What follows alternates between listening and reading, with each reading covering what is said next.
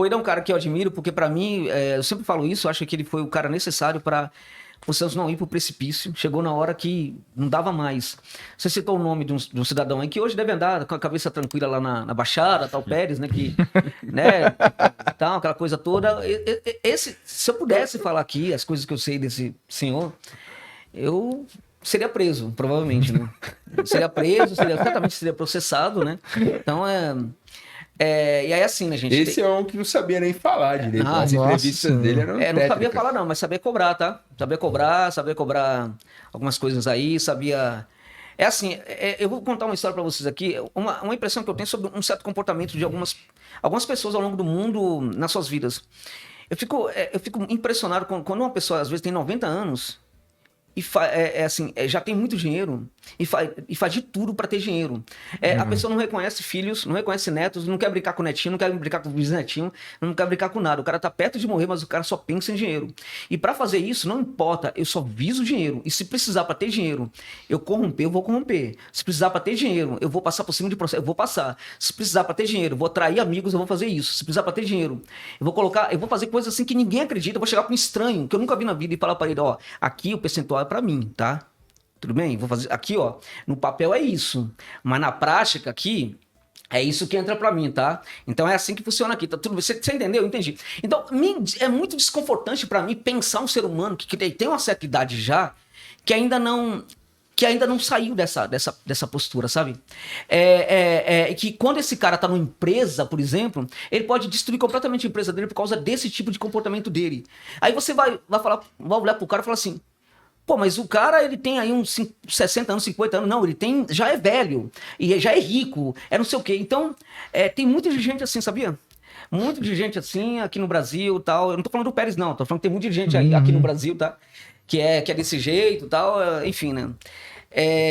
Mas o que eu quero dizer, só para terminar essa questão do Santos, né?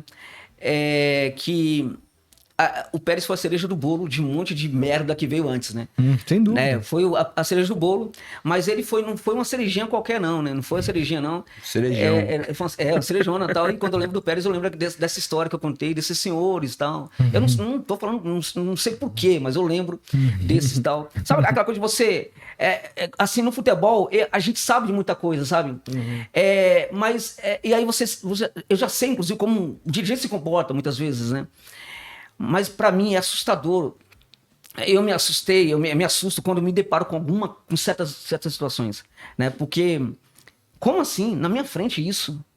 Ah, não é possível. Você viu que o cara que sucedeu o Pérez, que era o seu vice, que rompeu com ele nos primeiros 15 dias de gestão, o senhor Orlando Rolo, foi preso porque teria... Né? A gente precisa se proceder juridicamente, aqui afinal não foi condenado ainda, mas foi preso porque teria apreendido 1 tonelada de cocaína, ele que é policial civil, e teria levado consigo cerca de 200 e poucos quilos para a delegacia e devolvido 700 e poucos quilos para o traficante a preço de alguns milhões de reais. Beleza. Ele foi preso numa operação e tá preso. O cara que sucedeu o Pérez e que foi o cara que fez a transição para governo, entre aspas, Rueda, acabou de ser preso. Esse era o Santos, cara. Como é que o Santos nunca caiu? É um negócio que eu não consigo entender. Chega a ser impressionante. Agora, o Rueda, como é que você faz isso? Como é que você muda esse cenário aí, que foi a pergunta que você fez, né? Na verdade, o Rueda assim, ele tem tido ações fantásticas, muito importantes. Eu acho que ele precisa tomar muito cuidado com o futebol, a gestão do futebol. Precisa ser muito mais cuidadoso com a gestão do futebol, né? Eu, às vezes, desconfio que ele não entende nada de futebol. Não, ele mesmo admite isso. Exatamente. Mas é a ponto de você apresentar uma melancia para ele e falar isso aqui é a bola e ele acreditar que aquilo é a bola. Mas é o mesmo nível aí do entendimento que ele tem de futebol. Mas, assim, ao mesmo tempo me passa uma honestidade muito grande. Por quê? Porque é muito mais fácil nesse ambiente você continuar sendo corrupto. Eu não tô falando que os antigos eram, tá? Mas imaginando que os outros eram também, fossem, né? É muito mais fácil você continuar com esse jeito do que o contrário. Porque quando você resolve romper com esse tipo de coisa, você também passa a ter muitos inimigos. né? Você passa a ter muita gente que está trabalhando no próprio clube contra você, né? Às vezes eu olho para o Santos, eu vejo assim as coisas acontecendo. O Santos teve ali, buscou alguns técnicos ali que lamento muito, acho que o erro já começa aí, um técnico ofensivo, aí sai vem um defensivo, aí sai vem um ofensivo, aí sem padrão, né? Não tem o menor padrão, tal. Mas tem coisas às vezes que parece que a equipe poderia entregar muito mais, apesar de ter limitações. E às vezes eu acho que tem coisas do clube que respingam ainda em campo, coisas que a gente talvez não entenda, não conheça muito bem. E ali dentro, a gente talvez não saiba, mas o presidente do Santos hoje enfrenta problemas que ele não fala para ninguém, ele fala só para os íntimos dele ali, gravíssimos, muito graves, né? E isso pode passar também pelo fato de que ele está rompendo com o tipo de comportamento dos dirigentes ao longo dos tempos, né? Para instaurar um outro comportamento. E o que ele precisa entender é que ele pode facilitar muito esse processo aí se ele tiver uma boa gestão de futebol. E essa boa gestão de futebol passa pelo quê? Passa, por exemplo, para acabar com essa história de ter técnicos muito diferentes. Buscar um técnico que tenha um comprometimento também com uma mudança, um olhar muito mais profundo do que é o clube. Existem técnicos assim. Eu acho que o Odair pode ser um técnico interessante para o Santos, mas o Odair é um técnico brasileiro do tipo que se comporta muito, que se compromete muito na construção de uma equipe de futebol. Agora, pode haver técnicos interessantes que fazem um pouco mais. Você falou dessa questão do manager, né? Do cara que gerencia outros processos ali. Aqui no Brasil, em tese, isso não funciona. Né? Não vai funcionar muito bem. Isso funciona na Europa, com Guardiola e tal, não sei o quê. Por quê? Porque esses caras, eles têm uma equipe muito boa. Ele, de fato, é o gerente de uma equipe muito boa. E muita gente entrega situações ali para o Guardiola que ele só decide. A gente tem um exemplo hoje no próprio River. O Galhardo criou isso no River. Né? E o Galhardo tem uma equipe muito, muito forte agora, também com gente com autonomia, a ponto do auxiliar dele manda tanto quanto ele, na opinião dele. Né? Aliás, nisso aí, eu vejo uma grandeza do Abel, né? Que os auxiliares do Abel... O Abel tem uma equipe muito assim também. Né? O Abel é desse jeito, o Abel Ferreira. Sim. Então, um auxiliar dele indicou um jogador pro River, um jogador que ele encontrou que era muito bom. Né? Aí o jogador foi entregue para uma análise do scout. O scout negou o jogador, falou, não vamos contratar. Né? E aí acabou a conversa. Nem o Galhardo, nem o auxiliar, ninguém falou mais nada, porque o scout falou que não ia contratar. Quem montou o scout do River foi a equipe do Galhardo, inclusive o próprio Galhardo. E ele respeita esse processo. Exatamente. Né? Então, esse tipo de coisa precisa acontecer. Agora, como o Santos vive esses problemas aí, todos, e o Santos é um clube que revela muitos jogadores bons, né? Jogadores bons ao longo dos tempos, revelou sempre muitos bons jogadores. Tem alguma coisa ali também, não é possível, porque não são só jogadores da Baixada Santista. O próprio Neymar não era da Baixada, né? O Neymar era de perto ali, da Mauá, Mogi das Cruzes. Mogi das Cruzes, né? Alguma coisa ali do Santos de muito especial, mas o Santos é um clube que precisa, na verdade, assim, se atentar muito para essa questão, né? De revelação de jogadores, precisa aprimorar muito mais isso daí. Com todo respeito a muitos bons profissionais que fizeram bom trabalho no Santos, né? Também acho que ali também tem que ter uma intervenção positiva. Agora, no caso do Santos, que tem ali dificuldades enormes, um técnico para mudar muito esse Santos é um tipo de técnico que chega no clube e vai olhar para o time principal, vai olhar para o sub-20, para o sub-15 e tal, vai pensar num modelo de jogo para ser aplicado em todas as categorias de base, né?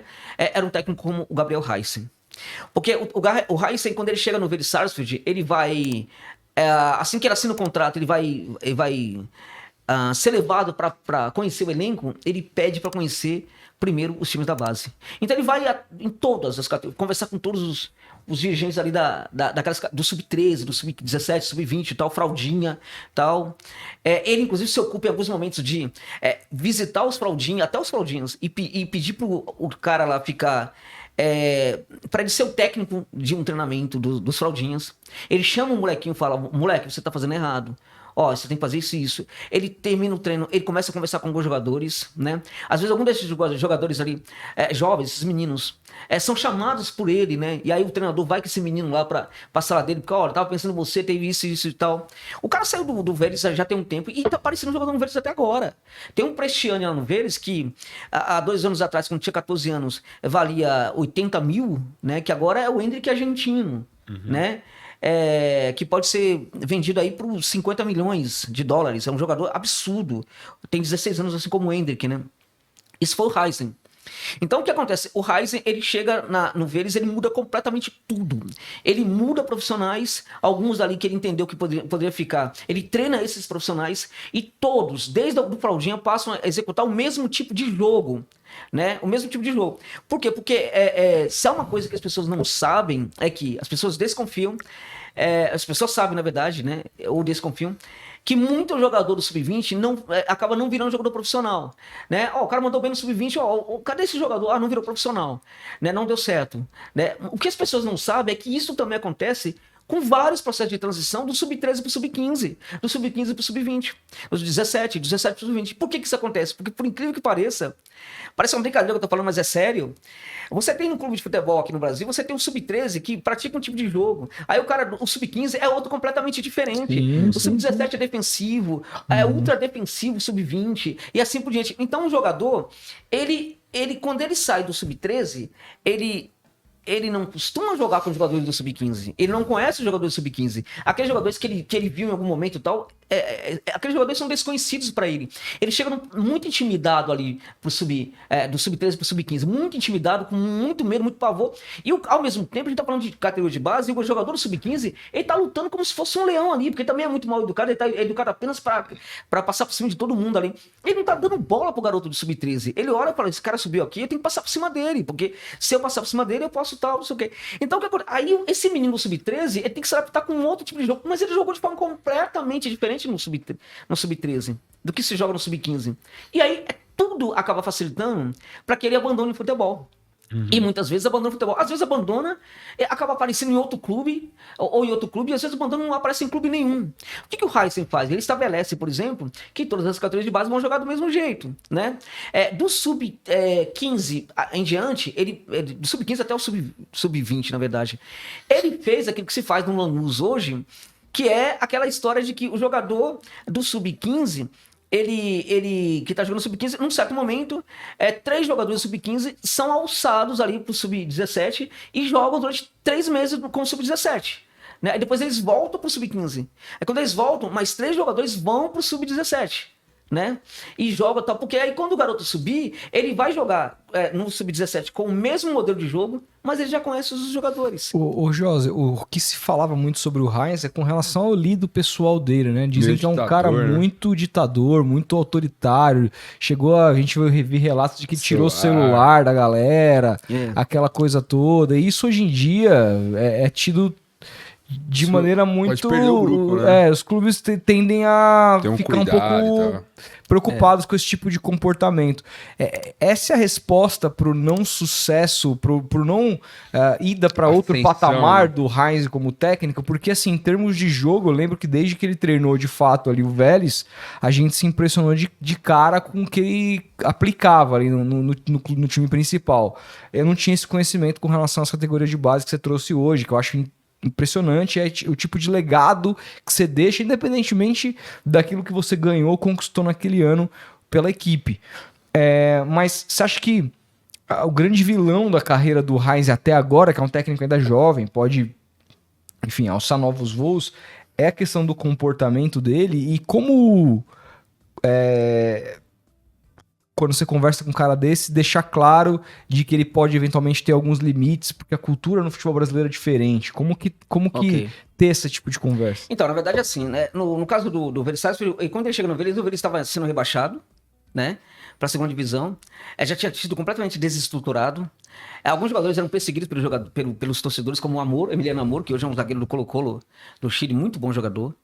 Tinha alguns que estavam sendo vendidos, negociados.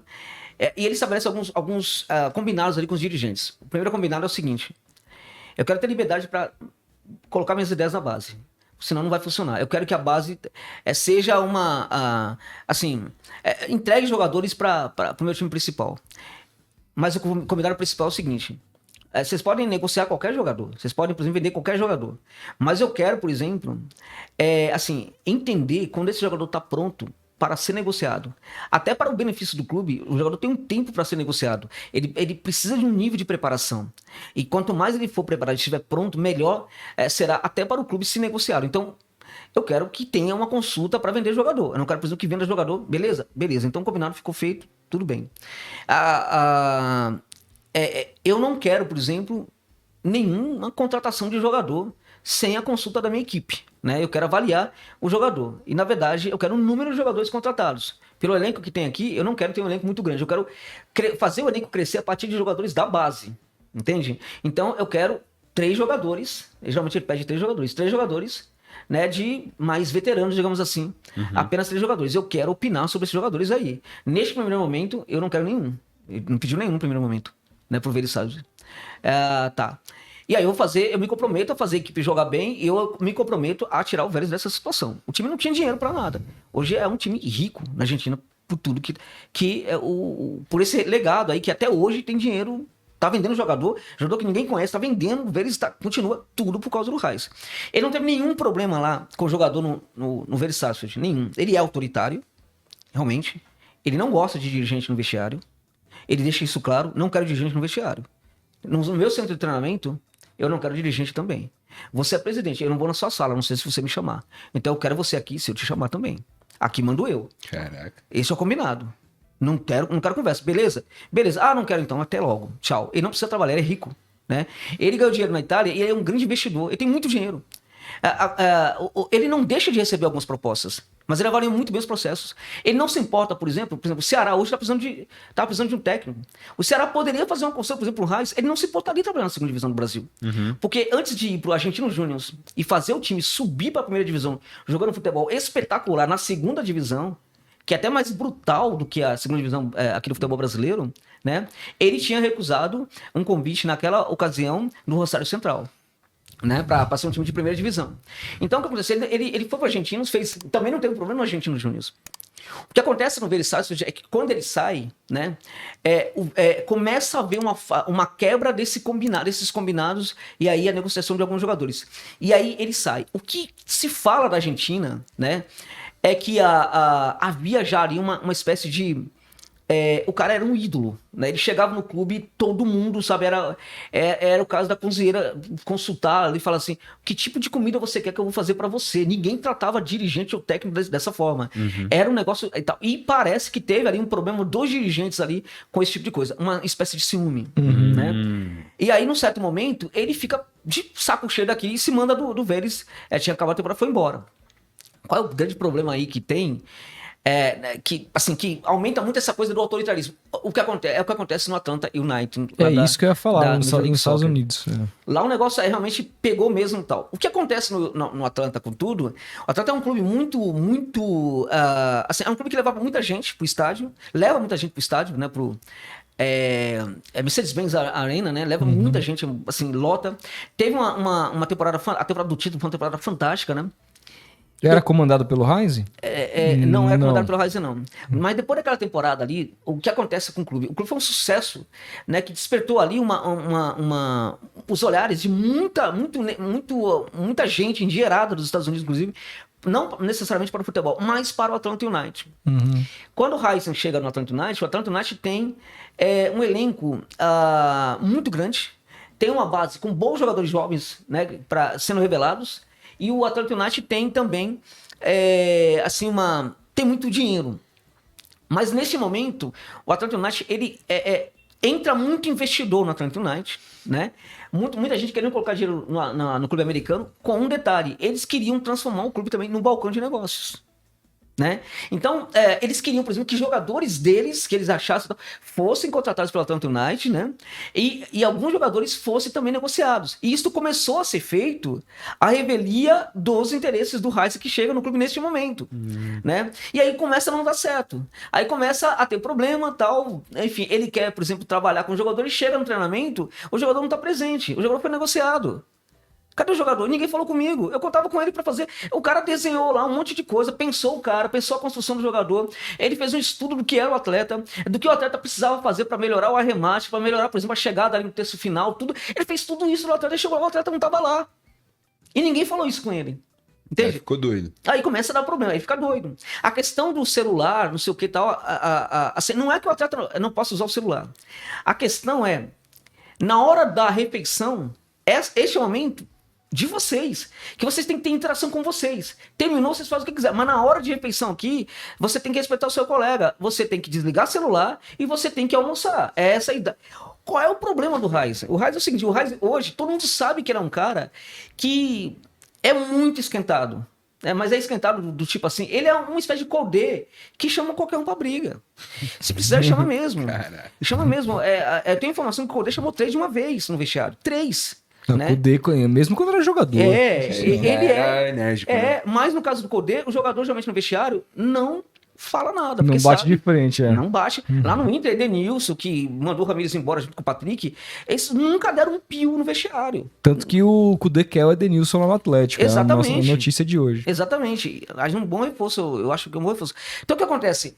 O Raiz é a mesma coisa. O Raiz é um cara, é raro você se deparar com o Raiz sorrindo. Né?